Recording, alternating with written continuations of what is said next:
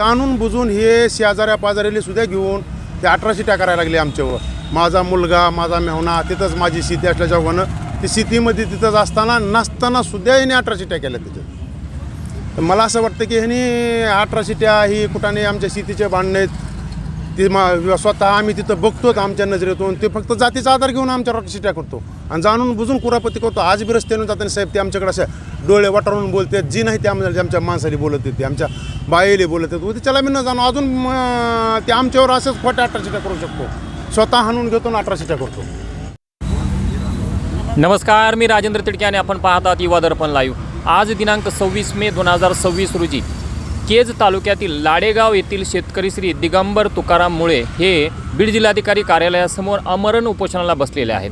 या आमरण उपोषणाच्या अनुषंगाने आपण त्यांच्याकडून जाणून घेणार आहोत की नेमक्या त्यांच्या काय मागण्या आहेत, काय मागणीसाठी आपण या ठिकाणी उपोषणाला बसलेला. हां, मी श्री मुळे दिगंबर तुकाराम, राहणार लाडेगाव शिवारामध्ये 126 सर्वे नंबरमध्ये माझे 52 आर क्षेत्र वडिलोपार्जित आलेले असून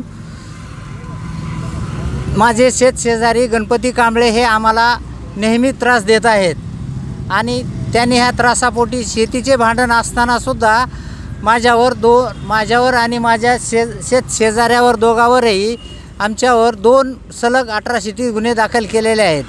असे इसबोडगाव पोलीस स्टेशनचे खोटी फिर्याद घ्यायला तयार नसतात, परंतु तो बीड येथे येऊन कलेक्टर ऑफिसला येऊन उपोषणाचं निमित्त करून ते कलेक्टरकडून आदेश काढतात की यांची केस घ्या म्हणून. अशा पद्धतीने 2 वेळेस माझ्यावर आणि माझ्या शेजाऱ्यावर 2 18 खोटे गुन्हे दाखल केलेले आहेत. मला 126 सर्वे नंबरमध्ये 52 आर क्षेत्राचा मनाई हुकूम असतानासुद्धा पीक काढून टाकलेले माझे ज्वारीचे ते त्याने रात्रीचे अंदाजे 10 वाजता त्याने माझे चोरून नेले. म्हणून मी रितसर पोलीस स्टेशन इसबोडगाव येथे फिर्याद दिली. त्याप्रमाणे पोलीस स्टेशनने 303(2) गुन्हा त्याच्यावर नोंद केलेला आहे. तरी पण सुद्धा आज 1.5 महिना होऊन गेलेला आहे. हा आरोपी मोकार फिरत आहेत आणि त्या 302 गुन्ह्यातून त्याला निसटण्यासाठी ते कलेक्टर ऑफिस पुढं सध्या इथे उपोषणाला बसलेले आहेत. त्यांना अटक करावे. पोलीस स्टेशन सांगते आम्हाला सापडत नाही. कलेक्टर ऑफिसच्या समोर ते तिघं त्या गुन्ह्यातून निसटण्यासाठी ते नाटकं करून इथं बसलेले आहेत. एकंदरीत म्हणजे तुमच्या ताब्यातील शेती असणारी जी आहे त्या शेतीतलं पीक त्यांनी चोरून नेलं असं म्हणणं आहे. हो, चोरून नेलं. त्या पद्धतीनं गुन्हा नोंद आहे, तरी पण त्यांना अटक पोलीस स्टेशन करत नाही आहे. ज्या शेतीतून म्हणजे तुमचं धान्य चोरून नेलेलं आहे त्या शेतीच्या संदर्भात कोर्टाने दिलेला मनाई हुकूम मोडून त्यांनी धान्य चोरून हो, तर मला कोर्टाने मनाई हुकूम दिलेला आहे. त्या 52 आर क्षेत्रामध्ये गणपती कांबळे याने पाऊलसुद्धा टाकायचं नाही असा आदेश दिलेला असतानासुद्धा तो आदेशाचं उल्लंघन केलं आहे. म्हणून मी त्यावर कोर्ट कंटेम्प्टसुद्धा केलेला आहे. एकंदरीत आता तुम्हाला काय मागणी आहे तुमची शासनाकडे? आरोपींना तात्काळ अटक करावी, माझ्यावर 18 गुन्हे मागे घ्यावेत, बस तेवढं. एकंदरीत तुमचं आणि तुमच्या शेजाऱ्याचं शेतीचं भांडण असताना तुमच्यावर खोटे ॲट्रॉसिटी गुन्हे दाखल केलेले आहेत असंच सांगायचं? हो, अगदी बरोबर. आणि ते खोटे ॲट्रॉसिटी गुन्हे मागे घ्यावेत अशी मागणी? हो, येस, घ्यावेत त्यांनी मागे. 303(2) मधील आरोपी तात्काळ अटक करावेत असं SP समोर आमची मागणी आहे. तुम्ही या संदर्भात पोलीस अधीक्षकांची भेट घेतली होती? हो, घेतली. कावत साहेबाकडे जाऊन भेटून आलो. ते म्हणले झाले गुन्हे झाले, आता इथून पुढं होणार नाहीत. एकंदरीत मग आता अटक करण्याची मागणी, जर समजा ही तुमची मागणी मान्यच नाही झाली तर तुमचं पुढचं पाऊल काय असणार? आमरण उपोषण सोडणार नाहीत आम्ही. या ठिकाणी कधीपासून उपोषणाला बसलेलं आहे? हो, कालपासनं आत्तापर्यंत पाण्याचा थेंबही घेतलेला नाही. आतमधून कोणी शासनाचा प्रतिनिधी वगैरे येऊन तुमच्याशी काय बोलले? फक्त पोलीस लोक येऊन चौकशी करून जातात. मला न्याय मिळेपर्यंत मी इथंच बसून राहणार. एकंदरीत या ठिकाणी कालपासून त्यांनी आमरण उपोषणाला सुरुवात केलेली आहे आणि त्यांचं असं म्हणणं आहे की माझ्यावर शेतीचं भांडण असताना माझ्यावर ॲट्रॉसिटीचे खोटे गुन्हे दाखल केलेले आहेत. त्यासोबत माझ्या शेतातील धान्य चोरून नेलेले असताना त्यांच्यावर गुन्हे दाखल आहेत, परंतु आरोपीला पोलिसांनी अद्याप अटक केलेलं नाही. तर जोपर्यंत माझी मागणी मान्य होणार नाही तोपर्यंत मी या ठिकाणाहून उठणार नाही अशा प्रकारची त्यांची ठाम मागणी आहे. या संदर्भात आपल्याला बोलण्यासाठी आणखीन त्यांच्या पत्नी देखील आपल्यासोबत आहेत. काय सांगाल, नेमकं काय मागणी आहे तुमची? नमस्कार सर, मी सुरेखा दिगंबर मुळे, राहणार लाडेगाव, तालुका केज, जिल्हा बीड. माझी 126 सर्वे नंबरमध्ये 52 आरक्षेत्र आहे माझं. त्यापैकी 40 आरक्षेत्र ही माझ्या म्हणजे ही वडील उपार्जित आलेली ही जमीन माझी. तर त्यापैकी 40 आरक्षेत्र ही दुसऱ्याची खरेदी आहे आणि 12 आरक्षेत्र ही सामुदायिकमधली खरेदी माझी, जी की 3 एकरची खरेदी सामुदायिक क्षेत्र आहे. त्याच्यात माझं 12 आर आहे. तर ही म्हणजे सामुदायिक रजिस्ट्री आहे आणि त्याच्यावर ही भांडवतो. आपली काय मागणी आहे आता शासनाकडे? मग त्या चुकीचे म्हणजे गुन्हे नोंद केलेले आहेत माझ्यावर, जे 18 2 माझ्यावर, माझ्या शेजाऱ्यावर, माझ्या मिस्टरावर जे चुकीचे गुन्हे नोंद केलेले आहेत 18 ती मागे घ्यावेत. आणि माझ्या शेतातील ज्वारीची मी काढणी केलेली असताना 9 तारखेला 9/4/2026 मी ज्वारीची काढणी करून ठेवली होती तिथं 20 गुंठेची एक दिवस. तर ती त्या दिवशी संध्याकाळी 10च्या अंदाजात त्यानं ट्रॅक्टरच्या साह्याने आणि ती 4 जणं कणसासह भरून नेलं या माझं. तर त्याच्यावर पुन्हा आम्ही इसोवडगावला गुन्हा नोंद करायला गेलो.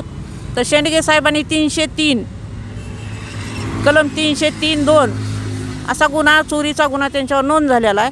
आज 1.5 महिना झालं सर, आरोपी पकडले नाहीत पोलिसांनी. तर पोलिसांनी आरोपी जोपर्यंत पकडत नाही तोपर्यंत आम्ही आमरण उपोषण सोडणार नाही. आता माझे मिस्टर कालपासून इथं आमरण उपोषण आहे. आज पाण्याचा थेंबही घेतलेला नाही कालपासून. जोपर्यंत पोलीस म्हणजे आरोपींना पकडत नाही तोपर्यंत आम्ही इथून हलणार नाही. आपल्यासोबत दिगंबर मुळे या शेतकऱ्याचे शेत शेजारी देखील आहेत. त्यांच्याकडून आपण जाणून घेऊयात नेमकी काय परिस्थिती आहे ते. काय नाव आपलं? सर धनराज नरसो आंबाड माझं नाव. काय सांगाल नेमकं याच्यामध्ये काय सत्यता या प्रकरणामध्ये? हे सगळं बनावट आहे. कागदपत्राची शहानिशा केल्यानंतर हे सगळं चुकीचं आहे कांबळे कुटुंबाचं. आणि ह्यांचे भांडणं झाल्यानंतर कुठला कर्मचारी, पोलीस कर्मचारी अथवा कोणी जर आला प्रशासनाचा माणूस आणि त्याने जर आम्हाला विचारलं तर आम्ही त्यांना जर सांगितलं, आम्ही खोटं का बोलणार, आम्हाला दोन्ही पार्ट्या समान ना. तर आम्ही जर तिथं खरं बोललो तर त्याच्यामुळं आमचे पण ह्यांच्या भांडणाच्या 18मध्ये नावे घालतात. असे पूर्ण शेजारी वैतागून गेले ह्या माणसाला. प्रत्येक माणसाला ब्लॅकमेल, कर्मचाऱ्याला ब्लॅकमेल करणार, शेतकऱ्याला शेजाऱ्याला ब्लॅकमेल करणार, सगळ्यांवर दादागिरी करणार, वाईट वक्तव्य करणार. ह्यांच्यापासून सर्व शेजारी असणाऱ्या शेतकऱ्यांना, आम्हालाच नाही तर सर्वांना त्रास आहे. काय मागणी काय तुम्ही? मग ह्याला कुठंतरी चपराक द्यावा. आपल्यासोबत आणखी एक त्यांचे शेत शेजारी आहेत. त्यांच्याकडून देखील जाणून घेऊयात नेमकं या प्रकरणामध्ये काय वास्तव काय आहे ते. माझं नाव संपती महादेव आंबाड, राहणार लाडेगाव, तालुका केज, जिल्हा बीड. माझ्या वडिलाची जमीन, माझ्या बहिणीची जमीन 126मध्ये 6 एकर 13 गुंठे जमीन कंबाईंडमध्ये आहे. माझी वडिलाच्या नावावर वडील मयत आहेत, कंबाईंड जमीन आहे. त्या जमिनीलगत दिगंबर तुकाराम मुळे यांची जमीन आहे. ती जमीन मारुती बर्माजी मुळे यांच्याकडून खरेदी केलेली आहे. त्याच्यानंतर माझ्या वडिलांनी दुसरी त्यांच्या बाजूला 3 एकर जमीन खरेदी केली. ती केली जमीन कालांतरानं माझ्या वडिलांनी ती जमीन गणपती साईनाप्पा कांबळे, पांडुरंग साईनाप्पा कांबळे, तुकाराम भाऊ मुळे ह्या 3 व्यक्तींनी कंबाईंड रजिस्ट्री करून विक्री केली. त्यांच्या वाटण्या झाल्या नाही झाल्या ही त्यांच्या म्हणण्यानुसार त्यांनी माहिती दे. पण ते जाणून बुजून हे शेजाऱ्या पाजाऱ्याला सुद्धा घेऊन ते 18 करायला लागले आमच्यावर. माझा मुलगा, माझा मेहुणा, तिथंच माझी शेती असल्याच्या होणं, ती शेतीमध्ये तिथंच नसताना सुद्धा यांनी 18 केल्या त्याच्यात. तर मला असं वाटतं की ह्यांनी 18 ही कुठाने आमच्या शेतीचे भांडणं आहेत.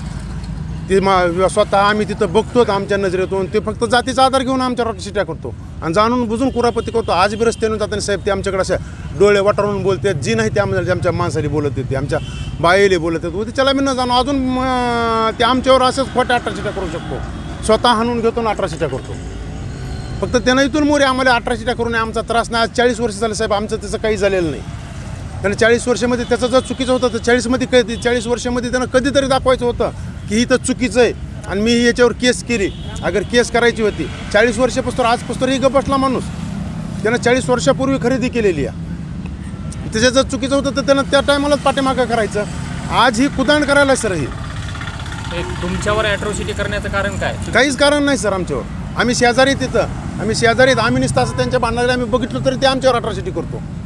का तर आम्ही शेजारी तिथं आम्ही काही शेत उतरून घेऊ शकत नाही साहेब तिथून आम्ही. एकंदरीत हा जो ॲट्रॉसिटीचा कायदा आहे याच्यामध्ये याचा पूर्णपणे दुरुपयोग चालवला आहे असं म्हणायचं आहे का तुम्हाला? आमच्यावर तर आज दुरुपयोगच आहे सर ही याला दुरुपयोगच आहे. अनुसरून शासनाकडे काय मागणी तुमची? आम्हाला शासनानं फक्त एक करावं की आमच्यावर ही जी अट्रॉसिटी जी करते ह्याचं हे करावं, यावं प्रत्यक्ष पाहणी करावी आमच्या जमिनीची, बघावी जमिनी कशा आहेत ते शासनानं त्याच्यावर निर्णय घ्यावा.